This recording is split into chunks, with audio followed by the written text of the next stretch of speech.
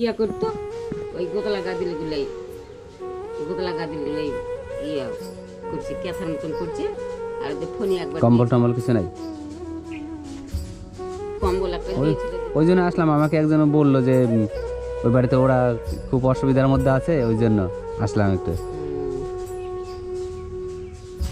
অসুবিধা এমন করে আমার গোটা শরীর ব্যথা, দেখলে গেলে এগুলো ব্যথা, পায়ের ব্যথা, ওষুধ না খেলে তো চলা যায় না।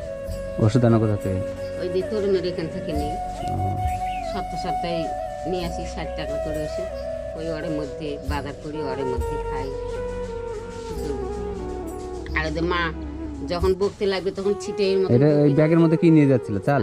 চাল, আতপ চাল। আমার মেয়েটা ধান করেছিল তো, হ্যাঁ। তো বলছে কি আতপ চাল ভাঙিয়ে নিয়ে। তো কদিন থাকি যাবো বলছি, তো আমি বলছি কি ভাঙাই নিয়ে আসি। অন্য গ্রামে যাও? অন্য গ্রামে 1 বছর গেছিলাম, আর বছর থাকি যাইনি হাইলিং করতে। মনে করে এবারকে মনে করছি কি যাবো, ওই পাখি দেয় ওই সুদিরেরা আছে, সুদিরেরা দেয় ওখানে গেছে। সুদিরেরা ওরা কোয়া ভাইয়েতে 1 টিন করে ধান দিবে, নির্মলারা ওরা দেয় 1 টিন করে ধান দিবে। ওরা অন্তন করে মায়ের বেটি কষ্ট করে নিয়ে আসি মাথা থেকে। আর চাল আছে কতটুকু বাড়িতে?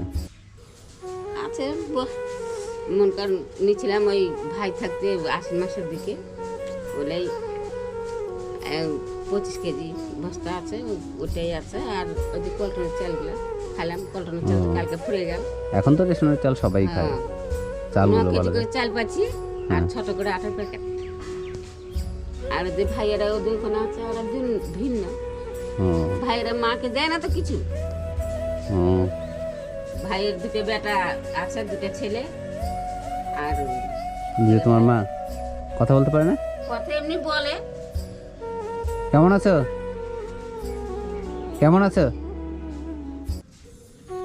কথা হ্যাঁ, বলে কেমন আছো?